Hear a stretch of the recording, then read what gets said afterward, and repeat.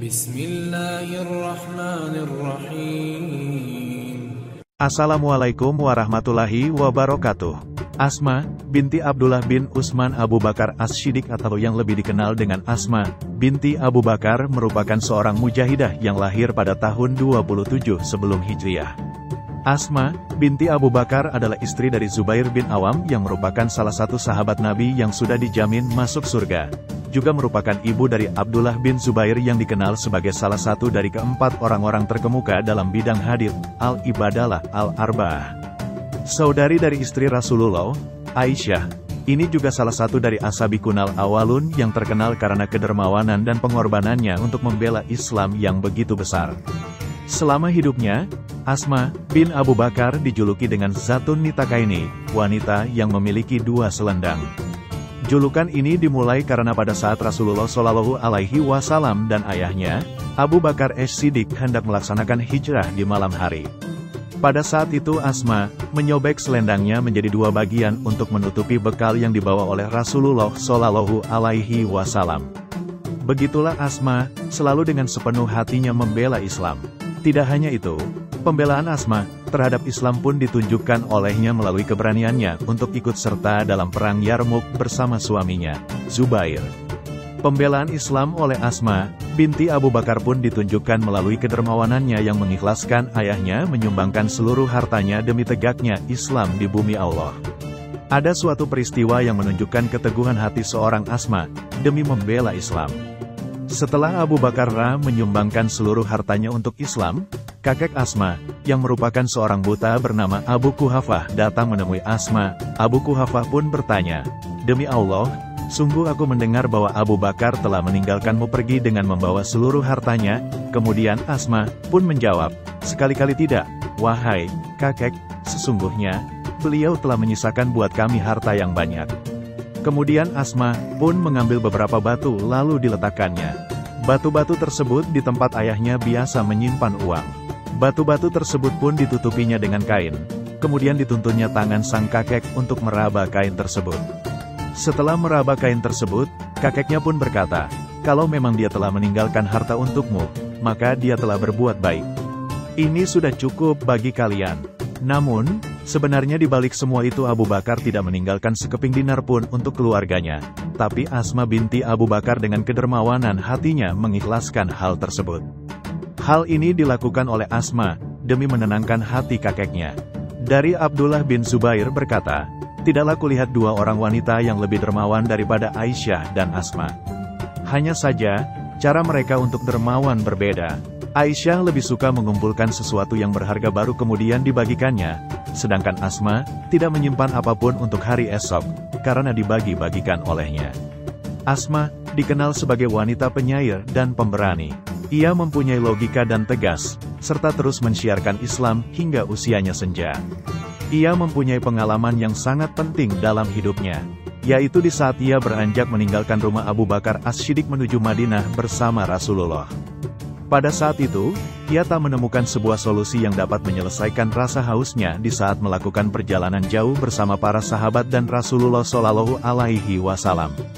Ia berkata kepada Abu Bakar bahwa ia tidak menemukan sebuah solusi yang dapat membantu permasalahan itu kecuali hanya sebuah tekad saja. Maka, menjawablah Abu Bakar, "Selesaikanlah permasalahan itu melalui dua hal.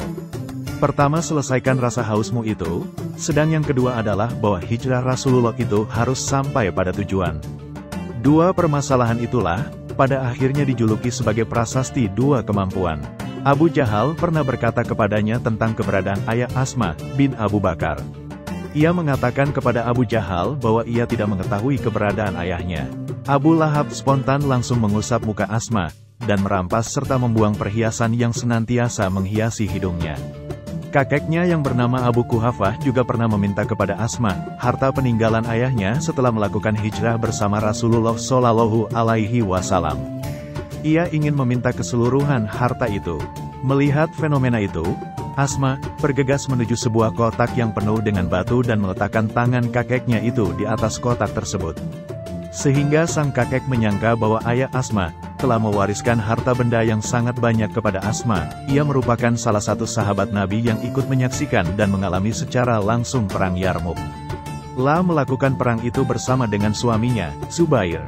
Ia meminta kepada anaknya untuk senantiasa menjadi seorang pemberani dan berkemauan keras. Tak hanya itu saja, Asma bin Abu Bakar merupakan salah satu periwayat hadis Rasulullah Shallallahu Alaihi Wasallam yang sangat diakui oleh ahli hadis. Ia meriwayatkan 58 hadis, yang 13 diantaranya telah disetujui oleh Imam Bukhari dan Muslim. Imam Bukhari memilih 5 dan Imam Muslim memilih 4. Beberapa tokoh rawi hadis seperti Ibnu Abbas, Fatimah binti Mundir, dan para perawi hadis lainnya juga beberapa kali meriwayatkan hadis dari Asma bin Abu Bakar. Salah satu hadis yang ia riwayatkan dari Rasulullah Shallallahu Alaihi Wasallam adalah bahwa ia berkata, "Ibuku telah meninggal dunia dalam keadaan syirik sebelum masa kedatangan Rasulullah Shallallahu Alaihi Wasallam, sedangkan anak laki-lakinya mati dalam keadaan musyrik setelah masa kenabian Rasulullah." Kemudian ia meminta fatwa kepada Rasulullah Shallallahu Alaihi Wasallam, seraya berkata kepadanya, "Ibuku telah meninggal dunia dalam keadaan musyrik, apakah aku harus mensalatinya?" Maka Rasulullah Shallallahu Alaihi Wasallam menjawab, "Iya, tentu untuk ibumu." Pada tahun ke-73 Hijriyah, Asma binti Abu Bakar meninggal dunia.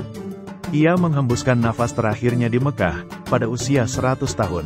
Al-Hakim meriwayatkan atas Mus'ab bin Abdullah bin Al-Zubair, ia berkata Asma binti Abu Bakar meninggal setelah pembunuhan putranya Abdullah bin Al-Zubair di malam hari, dan dia terbunuh pada hari Selasa, malam ke-17, Jumadil Ula pada tahun 73.